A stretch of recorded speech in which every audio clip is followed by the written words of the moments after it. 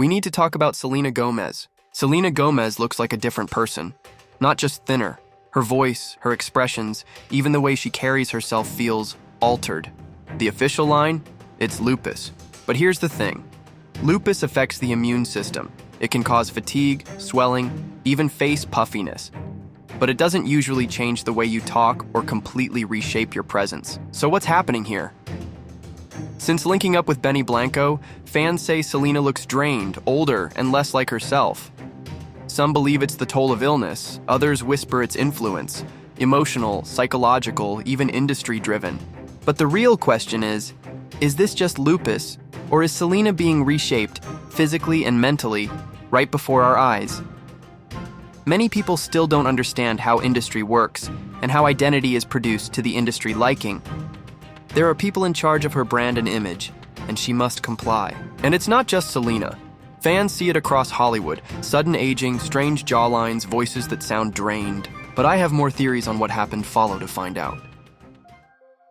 And I can't wait to see your reaction to all of the special surprises. We all saw Selena Gomez grow up, from Disney star to pop icon to social media queen. But lately, fans are asking, what happened? Her face, her voice, even her presence, it feels different. And the explanations? Lupus, medications, stress, maybe.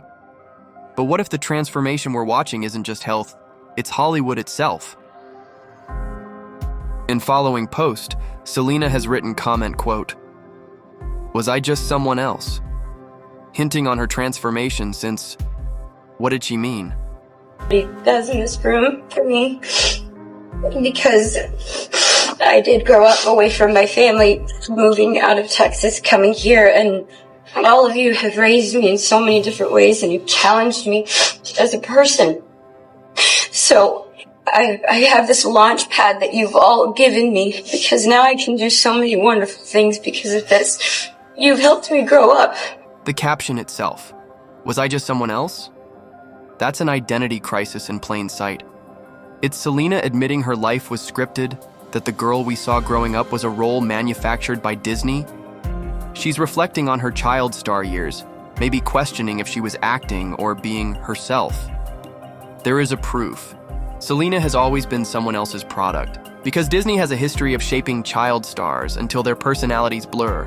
Britney, Miley, Demi, Lindsay. She grew up in an environment where authenticity wasn't allowed. My theory that Selena identity is dissolving isn't just present day, it started at Disney. Posting this now while people are already whispering about her changes is interesting timing.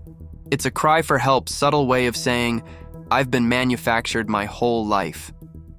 Selena knows she's seen differently than who she actually is. It's not just us noticing she's changed, it's her admitting it herself. If Selena is publicly asking, was I just someone else? What is she hinting at in private?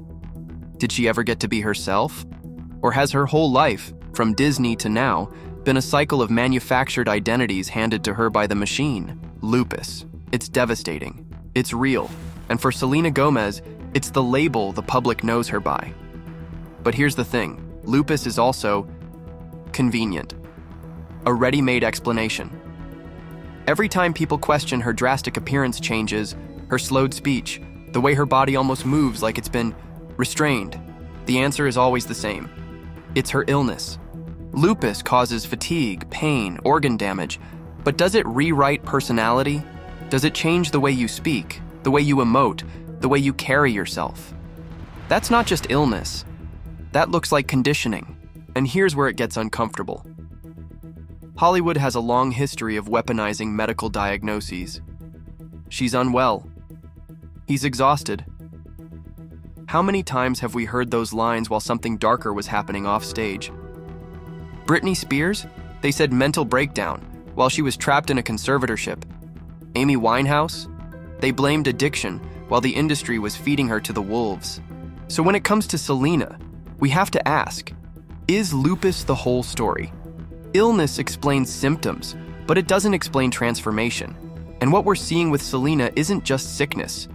It's identity erosion. Blanco enters the story.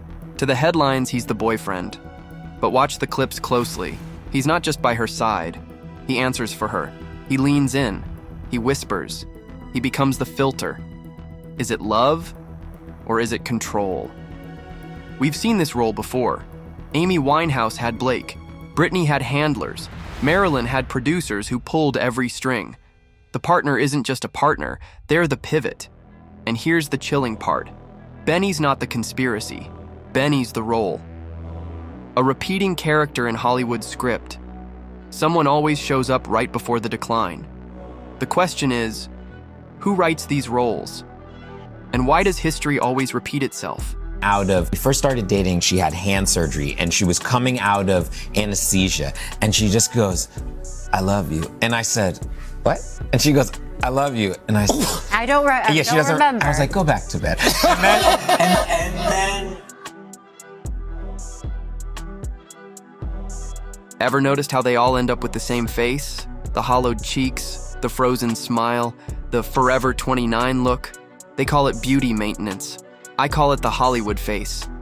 But it's not just cosmetic, it's psychological. When you change your face enough, you stop belonging to yourself. You're looking at a mask, a manufactured identity. Yes, I'm wearing Rare Beauty, actually. The foundation, my new blush, this, and yeah, I don't think there's a single thing on my face that's not Rare Beauty. We'd get up in the morning, we'd have conversation, but our conversation was never led going. Look at the timeline. Amy Winehouse changed after Blake. Britney spiraled after Kevin. Whitney's decline deepened with Bobby. It's almost formulaic. The partner arrives and the transformation begins. Now think about Selena. Before Benny, quiet, struggling, but still Selena. After Benny, the look changes, the speech changes, the vibe shifts completely. So ask yourself, are these relationships random or are they engineered? Because if the industry can control who you date, then controlling who you become is the next step. And the pattern is too perfect to ignore. Selena isn't just dealing with lupus. She isn't just dealing with cosmetic changes. She isn't just dealing with a boyfriend who might be more of a handler. She's dealing with the machine. Hollywood doesn't just create stars. It takes them apart little by little. First the personality, then the appearance, then the voice, until what's left isn't really a person anymore. It's a product. Selena is being turned into an Instagram filter, a makeup ad, a brand in human form. She isn't fading away naturally. She's being erased piece by piece, replaced with the version of Selena that the industry wants us to see. And the scariest part? It's happening in real time, right in front of us, and most people don't even notice. So the question isn't, what happened to her face? The real question is, when the face changes, the voice changes, the behavior changes, how much of the person is left, and how long until Hollywood erases her completely?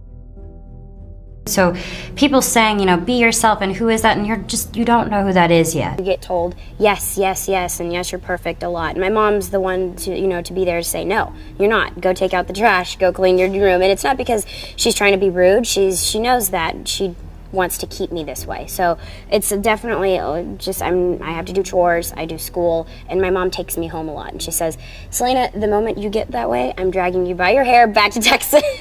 Basically, you get Tabasco sauce. Okay.